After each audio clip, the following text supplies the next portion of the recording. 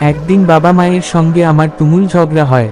এর আগে কখনোই তাদের ওপর এমন রাগ করিনি। বাবা মায়ের একমাত্র মেয়ে বলে কথা। তখন রাত 1:50। সময়টা শীতকালীন, হালকা ঠান্ডা। মনে মনে ভাবলাম, রাগ যখন করেছি তখন আরেকটু বাড়িয়ে দিই। তাই সেদিন রাতেই আমি নিজেকে ঘর থেকে বের করে ফেললাম। রাস্তার দিকে হাঁটা দিলাম। গত 3 দিন ধরে আমাদের পাশের বাসার একটি মেয়েকে খুঁজে পাওয়া যাচ্ছে না। কিন্তু তখন এসব নিয়ে আমার কোনো মাথা ব্যথা ছিল না। আমি ভূত প্রেতে বিশ্বাস করতাম না।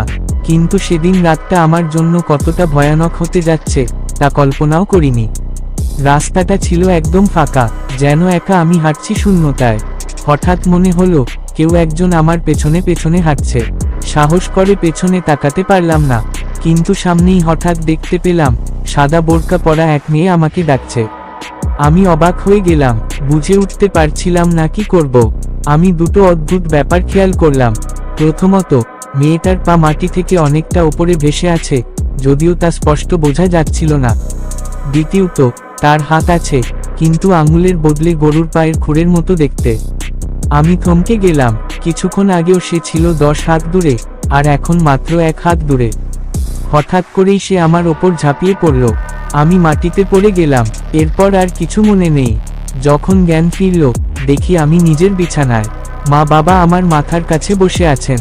জিজ্ঞেস করলেন কি হয়েছিল, কিন্তু আমি কিছুই বললাম না।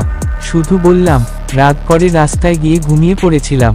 আমার মা বাবা দুজনেই একই কোম্পানিতে কাজ করেন, ব্যবসার দেখাশোনা করেন। সন্ধ্যায় তারা আবার অফিসে চলে গেলেন।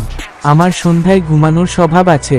হালকা ঘুমে ছিলাম, হঠাৎ ঘুম ভেঙে দেখি সেই মেয়েটা মেঝেতে বসে আছে, তার মাথাটা আমার পায়ের ওপর। আমি একদম কাঠ হয়ে গেলাম। আবছা আলোয় দেখে মনে হলো মেয়েটার মুখটা পাশের বাসার হারিয়ে যাওয়া মেয়েটার মতো। তার চোখ থেকে রক্ত গড়িয়ে পড়ছে। সে উঠে দাঁড়ালো, ধীরে ধীরে হাঁটতে লাগলো রাস্তায়। আমি যেন ঘোরের মধ্যে তার পেছনে পেছনে চলতে লাগলাম। একটা গলির মধ্যে ঢুকে গেল সে। গলির শেষে একটা পুরনো, পরিত্যক্ত বাড়ি। কেউ ওখানে যায় না। আমি যেন নিজের অজান্তেই তার পিছু নিয়ে ঢুকে গেলাম সেই বাড়িতে। ভেতরে গিয়ে দেখি একটা বড় বস্তার মধ্যে মেয়েটার শরীর, হাত পা আলাদা আলাদা করে রাখা, চোখ থেকে গড়িয়ে পড়ছে রক্ত।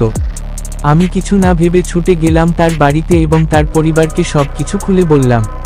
কয়েকদিন পর পুলিশ খুনিকেও ধরে ফেলে।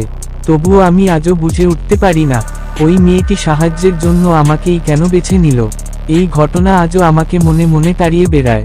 ফেরদৌস আজিম, ভূতের সাথে একদিন, প্রতিভার আলো।